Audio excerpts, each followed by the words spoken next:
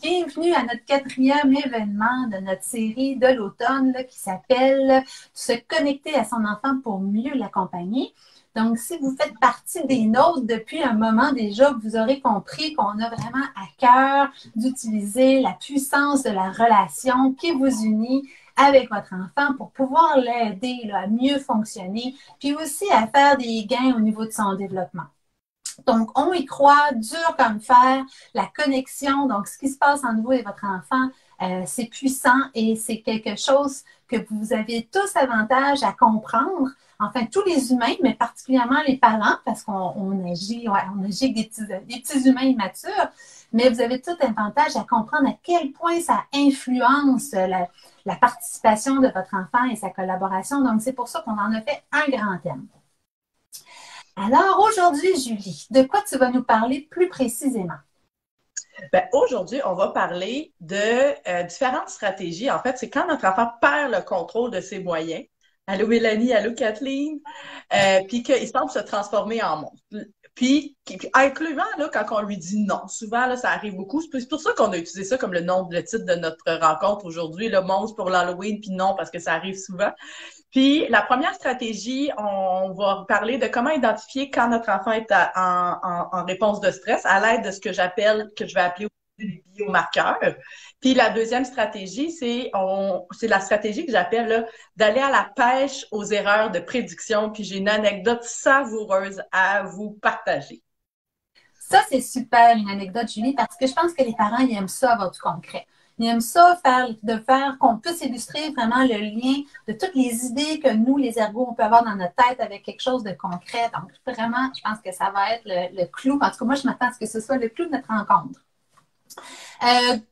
Très, très rapidement. Ah non, non! Correct, je suis capable d'en prendre. Je sais que tu es capable de rendre la marchandise, je ne suis pas inquiète. Donc, je nous présente très, très rapidement. Moi, c'est Catherine Gauthier et voici ma chère collègue, Julie Coutia. Julie Coutia. Oui, Julie. Nous sommes deux ergothérapeutes. On a créé la boussole familiale dans le but de faire connaître l'ergothérapie et de rendre surtout nos services accessibles à des parents qui en auraient besoin, mais qui n'en trouveraient pas ou qui seraient dans des délais d'attente, sur des listes d'attente. Donc, si vous voulez avoir plus d'informations, parce que là, ce bout-là, maintenant, je l'ai répété plusieurs fois, mais si vous vous demandez, bon, c'est qui c'est exactement la boussole? C'est quoi exactement l'ergothérapie? Allez sur notre site web, on a mis plein d'informations là-dessus. Donc, laboussolefamiliale.com. Notre rencontre aujourd'hui, de la façon qu'elle est structurée, on a Julie qui va être notre pilote, donc qui va guider, qui va nous guider au travers de la navigation dans son contenu. Non!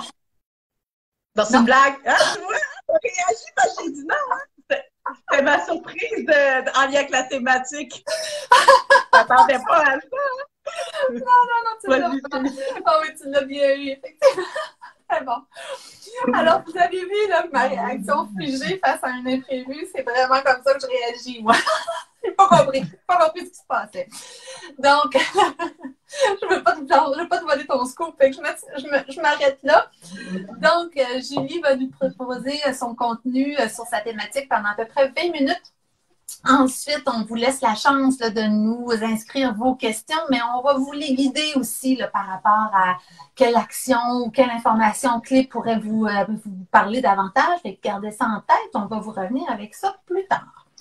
Et puis, dernière chose à savoir, on l'enregistre la rencontre. Et puis, sur YouTube, vous allez voir, on sépare le contenu en chapitres. Donc, si vous voulez que ça soit plus rapide pour vous de l'écouter, vous pouvez regarder directement la liste des thèmes en passant sur la bande. Et puis, vous allez voir les titres apparaître. Vous allez pouvoir aller directement à l'endroit qui vous intéresse. Alors, ma chère Julie, prête à te lancer? J'ai-tu le droit de dire non? Si tu vas me causer encore des imprévus, oui, vas-y. Là, ça va être un peu moins un imprévu là, si je le refais. Là. Oui, je vais y aller. Fait que dans le fond, là, dans notre série, là, on veut vraiment vous aider à utiliser de plus en plus la co-régulation pour vous aider votre enfant à être plus autonome et fonctionnel dans ses activités quotidiennes, mais aussi aider les interactions familiales qui, elles, vont aider aussi l'autonomie. La semaine passée, Catherine, tu as parlé des 4 ingrédients du stress. Je sais pas, vous pouvez peut-être nous écrire là, par rapport à si vous l'avez écouté ou pas, mais en gros, elle nous donnait vraiment des clés super intéressantes pour essayer de voir venir c'est quoi dans les routines qui ont plus de chances de créer des réponses de stress pour aider à éviter d'aller tomber dans des grosses crises où est-ce que notre enfant a l'air de se transformer en monstre et pouvoir avoir des routines plus fluides. Hey, je suis curieuse. Excuse-moi, je suis curieuse. Est-ce que vous pouvez Ben non. nous faire un petit pouce là, pour nous dire, est-ce qu'il y en a qui étaient là la semaine dernière ou qui ont écouté les capsules là, sur vidéo? Peut-être juste nous envoyer un petit signe. Là, on va regarder ça là, pour avoir une idée de notre auditoire. Oui, exactement. Puis, tu sais, vous n'avez pas besoin de l'avoir vu pour comprendre ce que je vais dire aujourd'hui. Puis, vous pourrez le regarder après. Donc, c'est pas du tout quelque chose qui est nécessaire, mais c'est juste pour dire qu'on fait un lien avec ce qu'on a fait. La dernière fois, c'était dans le lien avec les routines. On voulait éviter le plus possible, essayer de trouver des façons d'éviter les grosses réponses de stress. Aujourd'hui, on va prendre un autre angle. Parce que oui, c'est beau d'essayer d'éviter les réponses de stress. Puis, on veut essayer de le faire, mais l'affaire va toujours avoir des moments où est-ce qu'il va avoir des crises, des colères, il va avoir des...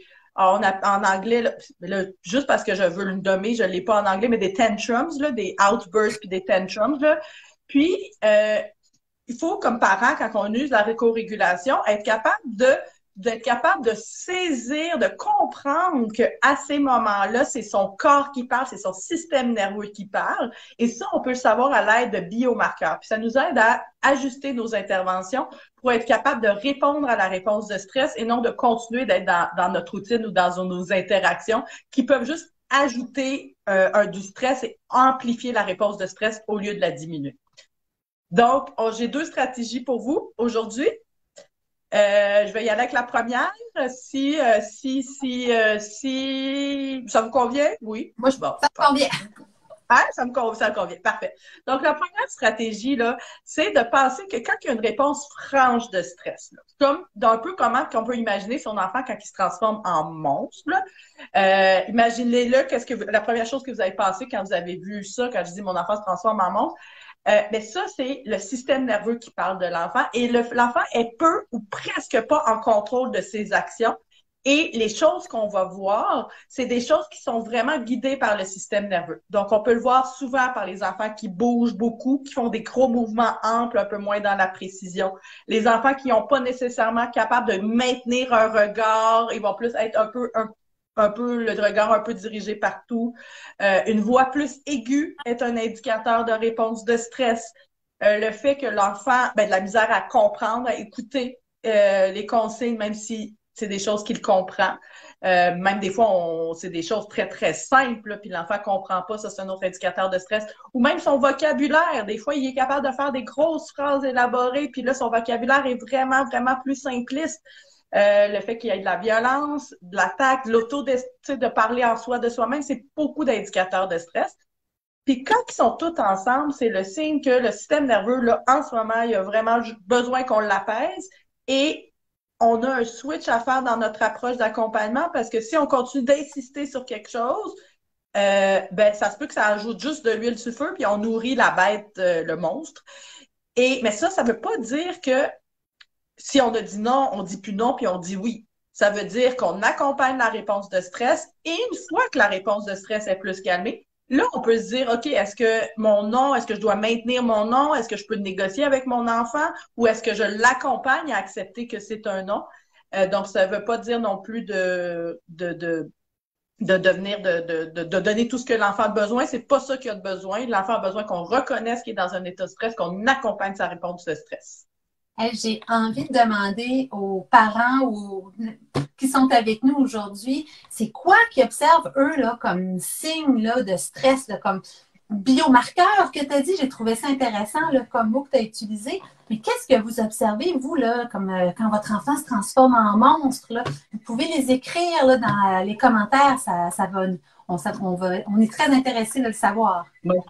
Oui, puis c'est super intéressant parce qu'on a quand même des biomarqueurs qui sont plus standards parce que c'est le système nerveux, puis globalement, nos neurones, il y a quand même des choses communes, mais chaque enfant a ses particularités. Moi, Maëva, là, je te disais, là, Maëva, sa voix aiguë, là, je t'en parlais tantôt, là, c'est un signe qu'il y a quelque chose qui est en train de se tramer, fait qu'il faut qu'on soit beaucoup plus vigilant. C'est pas nécessairement qu'il y a une réponse de stress.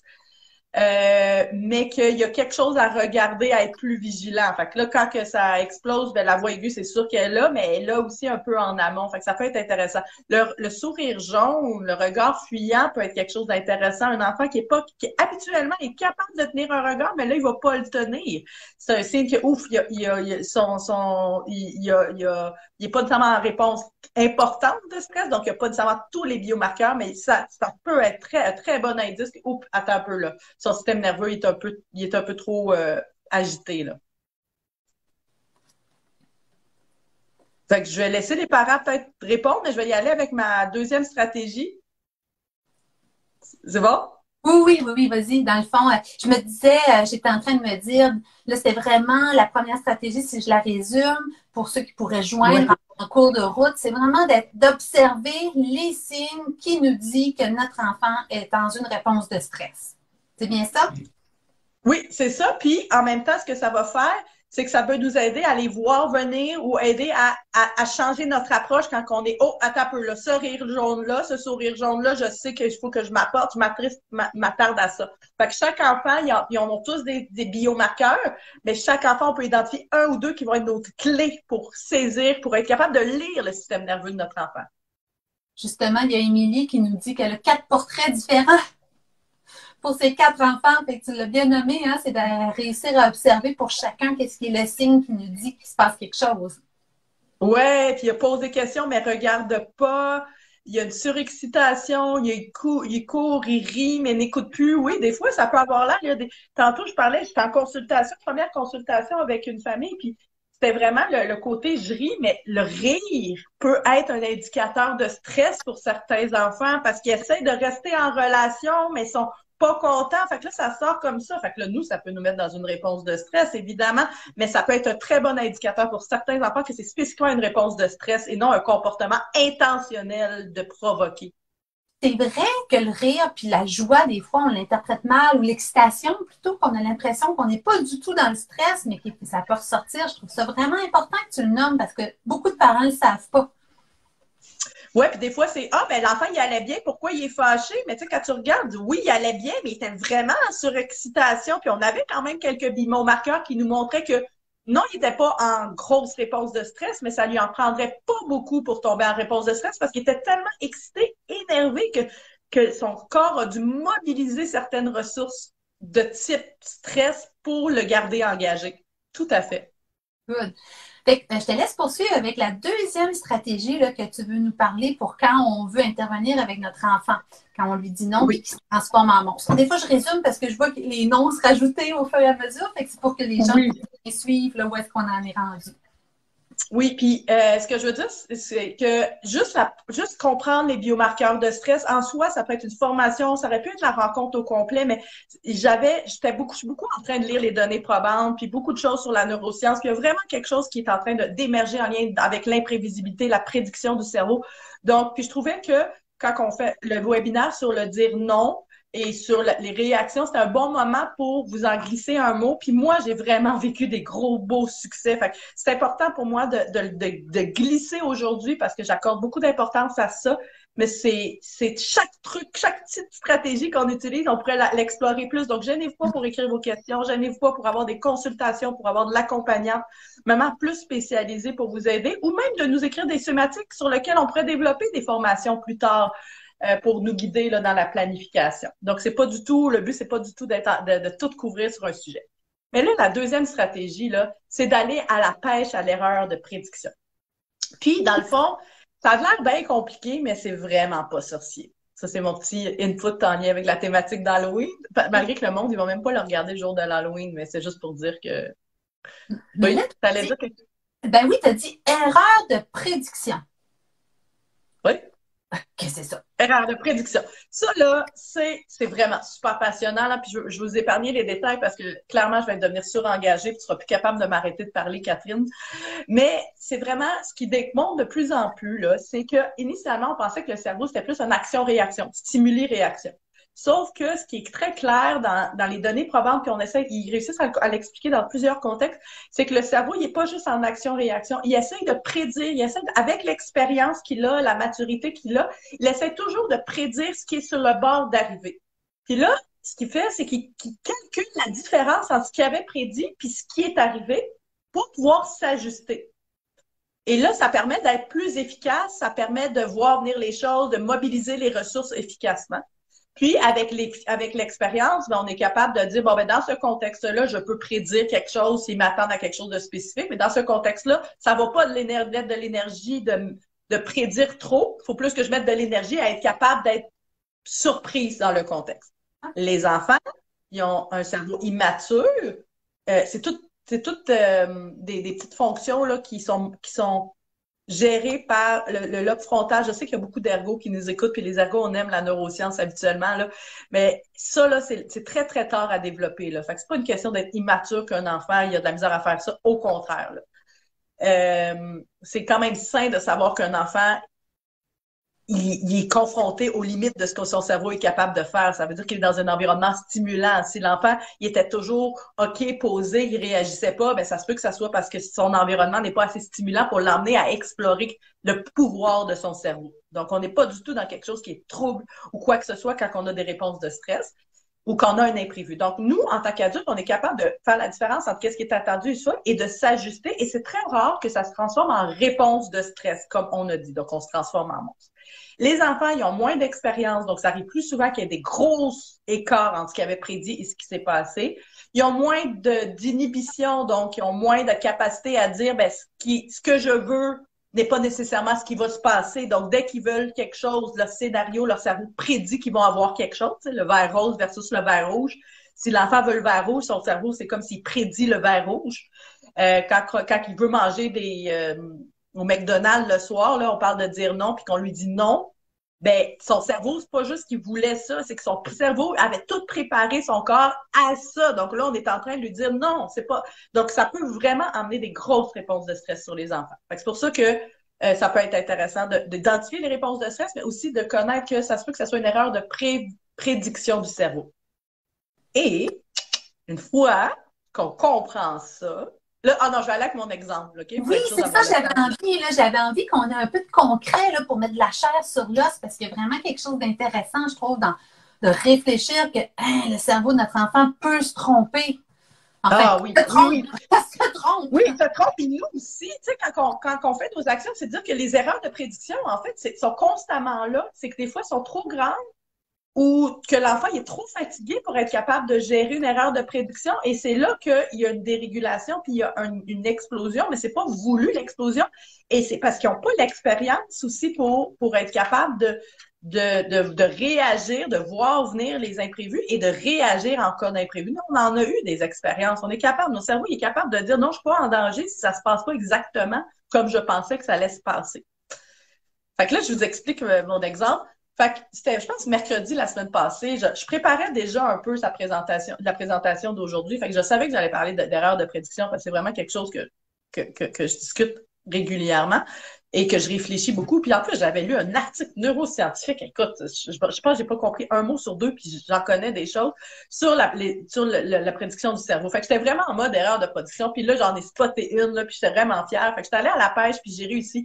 Fait que mon exemple, c'est pas pour vous dire que à chaque fois que vous allez à la pêche, ça va réussir. Tu sais, quand on va à la pêche, des fois, ça mord pas, puis c'est correct. C'est pour ça que je veux dire que j'ai appelé la stratégie aller à la pêche. C'est juste pour essayer. Cette fois, ça a super bien fonctionné. Fait que je vais vous montrer quand ça fonctionne bien, qu'est-ce que ça veut dire. Mais c'est pas parce que là, il n'y a pas de poisson qui mord que vous n'avez pas bien été à la pêche. C'est juste que, bon, des fois, ça mord, des fois, ça mord pas. Donc, mercredi soir, Maëva, 5 ans, qui vient de rentrer à la maternelle, qui a appris à écrire son nom en lettres majuscules quand même assez aisément grâce à son frère, la garderie, tout ça, très motivée, et qui a vraiment hâte de faire des devoirs comme son grand frère. Donc, on est en maternelle, on veut pas mettre de pression sur le fait qu'il y a des devoirs, puis là, on reçoit un premier papier qui dit que c'est un devoir. Ben, ça ne dit pas que c'est un devoir, c'est un défi. Là. Puis le terme est très bien choisi. Puis, il y a le nom de Maëva écrit, mais avec le M majuscule, puis les autres lettres en minuscule. Puis là, je fais juste commencer à lire que c'est un défi, c'est d'explorer avec l'enfant l'écriture de son nom, comme ça. Puis son nom était vraiment écrit. Puis, wow! Puis là, moi, je m'attendais à ce qu'elle soit contente. Là. C'est un devoir, c'est son nom. Moi, en tout cas, moi, j'ai eu une erreur de prédiction, clairement. J'ai été capable je ne suis pas tombée en réponse de stress parce que j'avais des outils, mais elle a eu une erreur de prédiction. Puis, ben, en fait, je vais vous dire pourquoi que j'ai su qu'elle avait une erreur de prédiction. Réponse de stress. Puis là, les biomarqueurs, je l'ai vu. Des grands mouvements amples. Elle a pris la feuille, elle a lancé. Sa voix, clairement, était plus aiguë, mais elle criait. Elle prenait de la place dans le salon. Là. C'était pas des petits pas. Là. Tu voyais. Fait que là, pour moi, comme je suis assez habituée, là, c'est comme, OK, réponse de stress. Fait que, tu sais, je repars pas du devoir. Là. Je mets de côté le devoir. Là. Il y a quelque chose dans ça qui l'a fait. Puis là, je suis comme, OK, je me sens quand même confortable, à l'aise. Je me sens pas, moi, trop déstabilisée. Fait que je me dis, OK, bon, mais je vais aller à la pêche d'erreurs de prédiction. Parce que là, je me suis dit, bon, ben, je vais prêcher, pas prêcher pour ma paroisse, je vais faire ma bonne écolière. Okay. Donc, je dis, oh, Maëva, il y a quelque chose que tu t'attendais pas, hein? Je suis allée à la pêche. Puis, soudainement, là, puis Catherine, là, c'était capoté, là. Juste ça, juste cette phrase-là. Oui, mais on a travaillé le concept d'imprévu avant. Puis ça, je pourrais faire un vidéo bonus pour dire comment est-ce qu'on peut pour augmenter les chances que le poisson mord à l'hameçon quand on va à la pêche aux imprévus, là, parce que je ne pense pas que votre enfant va nécessairement réagir de même. Mais Maëva, là, réponse de stress diminuée. J'étais à la pêche, elle a mordu. Ben, elle a mordu. Hein? On s'entend, c'est pas. J'ai pas eu, là. Clairement, il y avait un imprévu parce que dès que j'ai nommé, fait que j'avais. Puis, dans le fond, elle a diminué ses mouvements. Elle m'a regardé. Elle était plus capable de me regarder. Elle m'a regardé. Elle s'est même rapprochée de moi. Elle s'est orientée complètement vers moi au lieu d'être en train de mouvement. Fait que là, j'étais comme, OK, bon, mais clairement, elle a mordu à l'hameçon, tout ça. Fait que là, elle s'est rapprochée de moi. Puis là, j'ai senti que sa réponse de stress était assez diminuée pour dire qu'elle était prête à ce qu'on en discute davantage. Parce que quand on a une réponse de stress, il y a plein d'habiletés cognitives supérieures, comme le langage, le raisonnement, que les enfants n'ont pas accès. Fait que quand on réussit à connaître les biomarqueurs, de savoir quand ils diminuent, on peut décider plus facilement quand on essaye de discuter plus avec l'enfant. Fait que là, je suis arrivée, puis j'ai commencé à dire, oh, tu t'attendais pas à ça? J'ai revalidé, oui. Bon, tu t'attendais pas à devoir... là, je vais juste le lire, là, juste pour me rappeler qu'est-ce que j'avais dit. Là, j'avais exploré un peu, là, mais en gros, là, tu t'attendais pas. Est-ce que ça se peut? Est-ce que ça se peut? Tu sais, je t'appêche, là. Que tu t'attendais pas à voir ton nom écrit d'une autre façon que tu le fais d'habitude. Elle dit oui. C'est vrai que d'habitude, elle écrit son nom en lettres majuscules. Puis elle le voit pas si souvent ou elle le remarque pas. Peut-être qu'elle l'a vu, mais elle n'a pas remarqué qu'il est écrit. Puis là, je continue. Est-ce que ça se peut que tu t'attendais pas à ce qu'on te dise qu'il y a une autre façon d'écrire ton nom? Oui. Tu sais, fait que là, je rentrais, puis là, à un moment donné, puis c'est là que j'ai compris que pourquoi l'erreur qui a fait que c'était une réponse de stress spécifiquement. C'est est-ce que tu t'attendais à pas devoir mettre plein d'efforts pour apprendre à écrire ton nom encore alors que tu en as déjà mis? Puis là, tu avais le goût de faire des devoirs pour apprendre des nouvelles choses. Puis là, elle part à pleurer. Là. Puis là, tu vois qu'elle n'est plus en réponse de stress, elle est juste en release en anglais qu'on dit, là, en relâchement de la pression. En relâchement de la pression. Fait que là, je continue à parler avec ça, juste pour accompagner ses larmes, puis tout ça. Puis elle était vraiment rendue collée sur moi, là. Donc, on n'était plus du tout dans la réponse de stress initiale.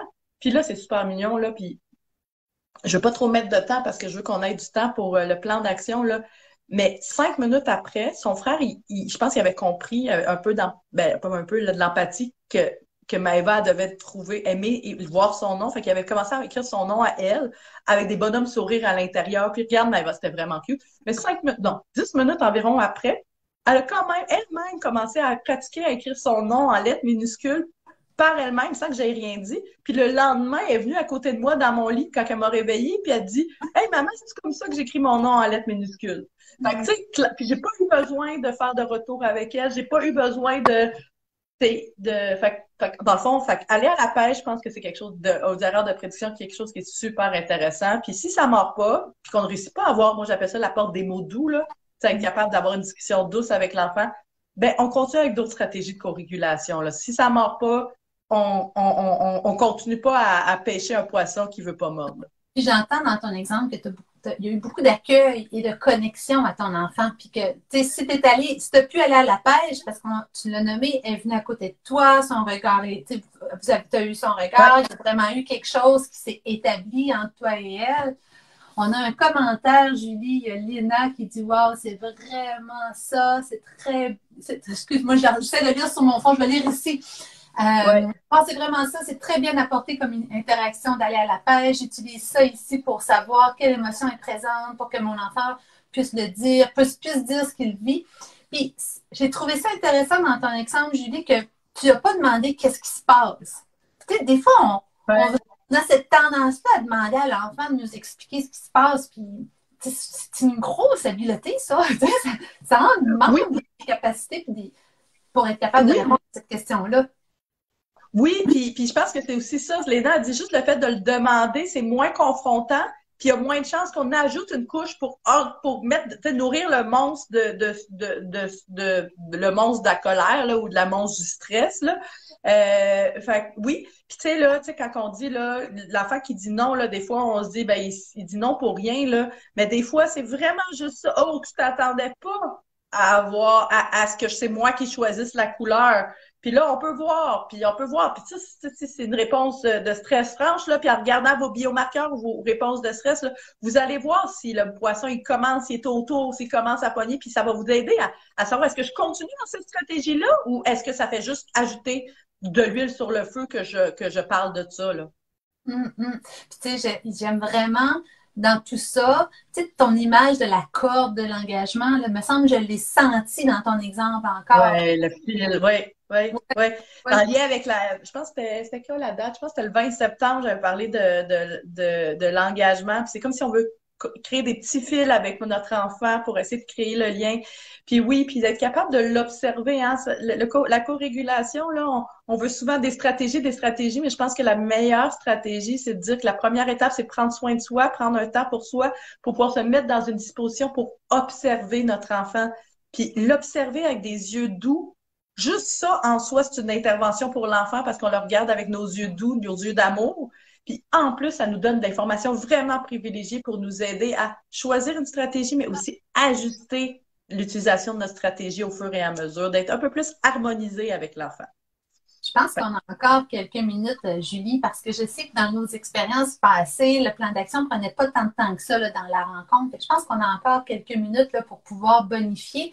Mais tu as dit deux mots, là, comment tu as dit ça là, avec la porte des mots d'amour? C'est-tu ça ton expression que tu as utilisée? C'est la porte des mots doux. Ah, OK. La Ah porte oui, des oui, mots. il y avait quelque chose d'autre que je voulais dire. Oh oui, attends, excuse. Vas-y, continue, Dans continue le ta fond, question. j'aimerais juste que tu dises, que tu nous décrives, c'est quoi chez vous la porte des mots doux? Ça, c'est quand même quelque chose d'assez nouveau, encore que j'utilise surtout avec ma fille de 5 ans qui est dans une période de... Voilà. C'est de dire, ben, quand elle apporte des mots doux, donc, tu sais, des fois, c'est, ah, mais parle avec tes mots. Ben, l'enfant, il n'est pas capable de faire ça. Fait que dans le fond, là, ce que j'ai dit à ma fille, c'est, qu'est-ce qu'on peut faire? Là, j'ai l'impression que, ben là, je le dis pas de même, là, parce que quand il y a ta réponse de stress, c'est trop de mots. J'en parle avant, quand la porte des mots doux est pas ouverte, mais en fait, il y a différentes étapes. Il y a l'étape de dire, oh, ça, c'est la porte des mots doux. Ça paraît que les mots doux la porte des mots doux est ouverte. Un peu qu'elle comprenne le concept de c'est quoi quand la porte des mots doux. Fait quand que ça. Puis qu'on commence, fait qu'on a ce concept-là. Puis là, après, de commencer à l'utiliser quand que, ouf, ça manque de respect, mais on n'est pas dans une réponse de frange de stress. Dis, ah, ben là, Maëva, j'ai l'impression que ta porte des mots doux n'est pas complètement ouverte. Peux-tu essayer de l'ouvrir? Puis aussi, on travaille aussi à travailler, bon, mais c'est quoi nos stratégies qu'on peut utiliser pour ouvrir la porte des mots doux? Puis moi aussi, ce matin, je l'ai utilisé. Non, c'était hier soir, je pense. Puis c'était comme, oh là, ma porte des mots doux est en train de se fermer. Je pense que j'ai besoin. Je m'attendais pas. Moi, j'utilise beaucoup mes erreurs de prédiction. Je m'attendais pas à ce que ça soit difficile ce soir. Ma porte des mots doux est en train de se fermer. J'ai besoin de prendre un temps pour moi. Puis là, en tout cas, oui, fait que ça, c'est ça. Mais en lien là avec, j'allais dire que j'allais chanter un peu. Oui, oui, oui. En lien avec présenter le concept, là, pour moi, là, c'est vraiment clé. Présenter le concept de droit à l'erreur, que tout le monde fait à l'erreur. Là, nous, là, c'est rendu là, même dans nos soupers. Là, hey, dites-nous une erreur que vous avez faite aujourd'hui. Puis là, on est rendu fiers de trouver une erreur puis de la partager. C'est vraiment un élément clé de notre soirée. Éloge à l'erreur. Ah, j'aime ça. Bon, continue, Ouais. continue. Je voulais juste Ouais, dire. ouais. Ouais. Ben, fait que là, déjà, ça. Fait que là, moi, j'aime beaucoup qu'on travaille les concepts pour que, justement, qu'il y ait moins besoin que la porte des mots doux, là, la porte soit ouverte parce que c'est pas parce que c'est un concept qui est intégré, mais pas juste dans la zone de langage, qui est intégré dans tout le cerveau, qui est vraiment intégré dans toutes les sections parce qu'on l'a vécu dans des moments agréables à d'autres contextes. Donc, les imprévus, là, nous, dans le jeu, dans la surprise, on parle beaucoup d'imprévus. Puis là, on a comme trouvé un terme pour, c'est comme un hymne à l'imprévu, là. Quand il y a un imprévu, là, puis là, même les enfants l'utilisent, là, c'est un imprévu. Puis au début, j'utilisais dans le jeu, dans le ça. Puis là, il y a comme le côté ludique, il y a le côté réconfortant d'avoir cette chanson-là. Puis j'ai pu graduellement commencer à l'utiliser quand c'était des imprévus, pas nécessairement le jeu, mais que c'est pas nécessairement des grosses réponses de stress. Fait que c'est oh là là, ça, c'est un imprévu. Ou quand ils tombent, par exemple, c'est pas prévu, puis ça fait vraiment une différence dans leur disposition. L'utiliser comme tel, là, dans ce côté-là, je l'utilise pas quand il y a vraiment une réponse de stress parce que je me suis rendu compte que c'est trop confrontant d'arriver avec son petit air de clown de c'est un imprévu alors que l'enfant est en réponse de stress. Par contre, je suis très consciente de l'importance que ça a eu de tout le travail de travailler l'imprévu pour que je puisse l'utiliser en posant, en allant à la pêche. Donc ça, c'est quelque chose qui peut être développé et travaillé. Donc, beaucoup, c'est encore une stratégie qui nous ramène un peu plus dans la prévention. C'est d'être capable d'avoir une stratégie qu'on maîtrise pour pouvoir l'utiliser au bon moment. Hein? C'est ça, j'entends. Parce qu'après ça, quand on est rendu dans la réponse de stress, on a comme plus ben d'autre choix que d'aider l'enfant à s'apaiser. Oui, c'est ça, c'est aider l'enfant à s'apaiser. Puis, éventuellement, on peut utiliser certaines stratégies qu'on a déjà travaillées en amont, en allant à la pêche. Dire, oh, ça se peut-tu, ça se peut-tu, là, par exemple, là, que c'est une erreur. Tu sais, on a travaillé l'erreur, là, c'est une autre affaire qui peut faire aider vraiment les enfants. Tu sais, la menace à l'ego, là, dans tes 4 ingrédients, le stress. Oh, ça se peut-tu? Allô, Luciane? Ça se peut-tu ça se peut-tu que, que tu te sois trompé? Ça se peut-tu que ça n'ait pas été comme vécu? Ça se peut-tu que, puis vous allez trouver vos propres filets de pêche, non pas filets de pêche, votre propre ficelle pour connecter avec votre enfant, attaché à votre, regarde, ouais, je viens de créer un lien avec ma ficelle. Votre propre fil attaché à votre canne à pêche pour aider à vous connecter à votre enfant. Puis vous allez les personnaliser au fur et à mesure, mais en revenant à l'idée qu'il y a des réponses de stress qui occasionnent des comportements qui sont non contrôlés par l'enfant. Et que c'est en aidant à apaiser cette réponse de stress qu'on peut ouvrir la porte des mots doux puis les aider à retourner à un espace de collaboration, de connexion et de raisonnement ou de résolution de problèmes. Wow! Quelle belle présentation, Julie! Vraiment super riche en images, en trucs concrets. Là, j'aimerais m'adresser aux parents. J'aimerais voir ici, dans tout ce qui a été dit, donc on se doute bien, là, Julie et moi, que si vous êtes là, c'est parce que vous en cherchez des stratégies puis pour comprendre votre enfant puis pour l'aider. C'est le temps là, pour vous, là, on vous invite à écrire vraiment, premièrement, réfléchir, puis ensuite écrire dans les commentaires, c'est quoi l'information que vous voulez le plus retenir aujourd'hui? Parce qu'on le sait que quand on veut faire un changement, ça commence par identifier quelque chose qui résonne en nous. Donc, quelque chose qu'on a entendu puis qu'on se dit, ça là, il y a quelque chose dans cet élément-là que je pense qui peut m'aider. Donc, c'est vraiment important de prendre le temps de faire ça. Et si vous avez écouté les lives antérieurement, j'ai vraiment beaucoup de difficultés à être silencieuse 30 secondes en live. Je suis comme mon cerveau est en ébullition. Donc, aujourd'hui, je fais l'exercice concret de me taire pendant 30 secondes pour vraiment vous laisser le temps de réfléchir puis d'écrire. Donc, je commence ça maintenant.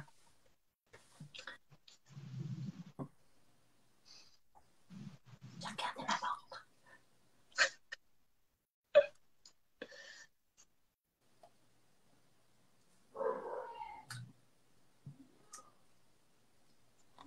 C'est ton chien, ça? Oui. Un des chiens qui habite ici. On en a deux. Oh.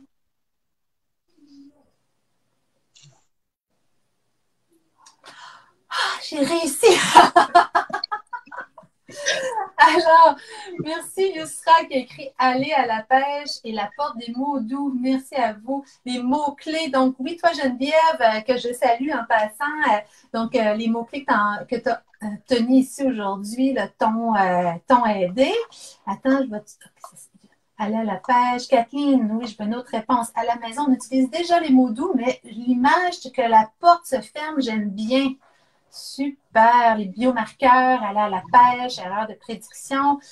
Émilie, prendre le temps d'observer les biomarqueurs. Je pense qu'il y a eu beaucoup de choses qui ont résonné avec vous. C'est donc bien super. Merci, merci d'avoir pris le temps de partager, là, dans le fond, ce qui avait résonné en vous. Je te relance la balle, Julie, pour... Oh, attends, on a une autre réponse et je vais sûrement utiliser la porte des mots doux avec mon grand. Super. L'erreur de prédiction, ça rentre encore. Merci de nous faire un retour. On aime ça, savoir qu'on vous amène des éléments utiles pour vous.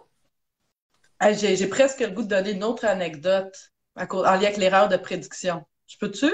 Ben, je pense que les parents apprécieraient, là, ça a résonné pour beaucoup de personnes. OK. L'erreur de prédiction, là, on a parlé de la réponse de stress. Des fois, c'est moi, puis je l'ai dit là, que nous-mêmes, on peut avoir des erreurs de prédiction. Là. Puis là, je l'utilise comme stratégie. Est-ce que là, je vous emmène dans un autre truc, mais c'est pour vous dire que ça peut vraiment être. Moi, je suis allée à la pêche avec mes propres erreurs de prédiction.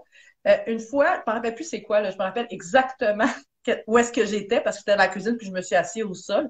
Puis là, il y avait comme vraiment un chaos. Tout le monde voulait aller dans le frigo. Puis tu sais, c'était vraiment. Puis là, moi, j'étais comme genre, oh, attends un peu, là, je m'attendais pas à ça. Puis à ce moment-là, comme je vous dis, je me rappelle plus c'était quoi, mais j'ai vraiment tu sais, je me suis nommée à moi-même que c'est une erreur de prédiction. Puis on avait parlé aussi avec les imprévus. Là, j'ai dit à mes enfants, puis il y avait vraiment une énergie, une fébrilité dans l'air. Ils bougeaient beaucoup, là. Les biomarqueurs, là, à ce moment-là, je les ai pas nécessairement, inconsciemment, je les ai sûrement identifiés parce que ça fait partie de mes réflexes, là, mais tu sais, là, je peux pas les dire aussi clairement avec mon exemple de Maëva. Mais on était là-dedans, là, des gros mouvements brusques, la voix aiguë, pas de regard franc pour te poser des questions. Fait qu'on était là-dedans, là. Il y avait une fébrilité, puis là, à un moment donné, j'ai dit, hey, là, attends un peu, là, ça se passe pas comme j'avais prévu, là, je m'attendais pas à ça. Puis là, j'ai vraiment nommé comme ça, là. J'ai besoin de 2 minutes pour moi, là, pour être capable, pour mon cerveau, pour m'être capable de me calmer. Je pense pas que j'avais utilisé les portes des mots doux, mais c'était un peu l'intention parce que là, ça se passe pas comme prévu. Puis là, ils sont partis, ils m'ont vraiment laissé. Là, je me suis assise par terre, j'ai fait mes respirations. J'étais un modèle pour eux, mais j'en avais vraiment besoin. C'était vraiment genre, hey, je m'attendais pas à ce que ça soit comme ça. Puis là, les deux, là, ça les a aidés. Ils n'ont pas été genre la même énergie, là, puis aller la même énergie ailleurs parce qu'il ne faut pas déranger maman. Je pense que ça les a apaisés, que je nomme qu'il y a une situation qui est imprévue, que je prends le temps de prendre soin de moi pour les accompagner. Moi, là, j'ai confiance là, qu'à ce moment-là, parce que c'est arrivé quelques fois, que ça les a rassurés, que je me suis écoutée et que je leur ai dit, je vais prendre soin de moi pour mieux prendre soin de vous. Fait que l'erreur de prédiction, là, elle peut être utilisée à plusieurs sauces, mais aussi pour soi, pour s'en rendre compte, pour se nommer. Puis des fois, c'est pas nécessairement de le nommer, mais de dire, hey, peux-tu que ça soit une erreur de prédiction? Ah oui, donc ça explique ça. Donc on peut s'ajuster sans nécessairement tout nommer à son enfant. Ce que j'aime particulièrement dans ton exemple, Julie, c'est que, tu sais, quand on dit aux parents là, qu'il faut d'abord se calmer, là, c'est pas facile à faire. Non. Concrètement, là, on l'a, là, on a le rôle pompon, là, la pression est à côté, puis on sait qu'il faudrait que ça va mieux fonctionner si on se calme, mais partir sur un point déjà en partant pour se dire, mais comment on va s'arrêter? Fait que je trouve ça beau dans ton exemple de l'avoir utilisé pour le modeler, pour l'utiliser à toi, puis tu le modèles, tu montres à tes enfants, c'est ça qui se passe. Puis là, tu t'es comme donné la place de faire tes respirations pour pouvoir reprendre ça. Puis j'aime vraiment que tu l'amènes parce que depuis le début de notre série, on en parle de l'importance de d'abord s'apaiser pour pouvoir intervenir. Fait que je trouve que tu viens de donner un autre outil intéressant à nos parents. Oui, puis des fois, on a l'impression que si je prends le temps pour moi, ça va juste empirer les choses. Mais puis, tu sais, ça se peut, là, dans le sens que, je veux dire, ça se passe pas toujours comme je viens de le décrire, puis j'en suis très consciente. Mais des fois, ça l'aide la situation de prendre soin de soi parce qu'on va aller chercher, s'apaiser. Juste de faire ça en soi, ça a des bénéfices. Ce que j'ai le goût de dire aussi, c'est qu'il y a des enfants qui ont des besoins particuliers, que les idées qu'on nomme, c'est des idées qui s'appliquent à la majorité des enfants, mais des fois, on a besoin de l'aide pour choisir une idée spécifique ou d'essayer de comprendre dans le cadre, dans mon enfant, comment est-ce que je peux utiliser la pêche, la pêche dans quel contexte?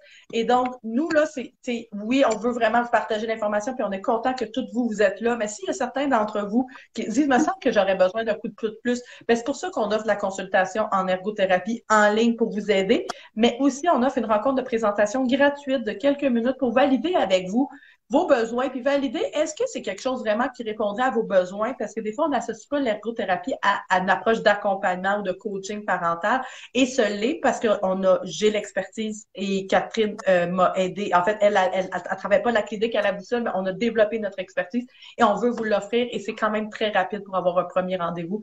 Première rencontre de présentation dès cette semaine, vous pouvez l'avoir, puis d'ici un mois, vous avez une première consultation. Là. Puis on reconnaît que ça peut pas juste être avec chercher plein d'informations sur Internet qu'on réussit à avoir de l'harmonie qu'on veut dans la famille, mais on souhaite que l'information soit quand même utile pour vous.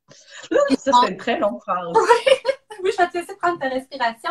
Mais dans le fond, c'est qu'on s'aperçoit même que beaucoup de notre clientèle à la boussole viennent pour quelques consultations, pour s'aider. Tu sais, quand ils sentent qu'ils ont déjà quelque chose là, comme une stratégie qui pourrait fonctionner, des fois, le plus dur, c'est de dire, bon, mais comment je l'utilise, puis comment je la modifie? Parce que moi, mon enfant, tu sais, quand vous avez des oui, mais, puis oui, j'aimerais ça faire ça, mais je pense que ça va arriver. Quand vous ne savez pas comment démêler ça. Oui, le oui, mais, là, c'est un bon indicateur. OK, il me semble qu'il y a une rencontre, peut-être deux ou plus, mais peut-être que ça peut être une bonne raison de dire, OK, oui, mais, parce que ça peut être aussi un indicateur d'une réponse de stress, là, oui, mais, c'est que nous-mêmes, on est en réponse au stress à devoir appliquer quelque chose qu'on trouve qui est important, mais pas sentir qu'on est capable de le faire, là. Donc, oui, n'hésitez pas, les consultations sont disponibles. Puis, il y a toujours le premier rendez-vous là, que je lui offre là, pour pouvoir vraiment s'assurer qu'on est bon, qu'on fait un bon match avec vous.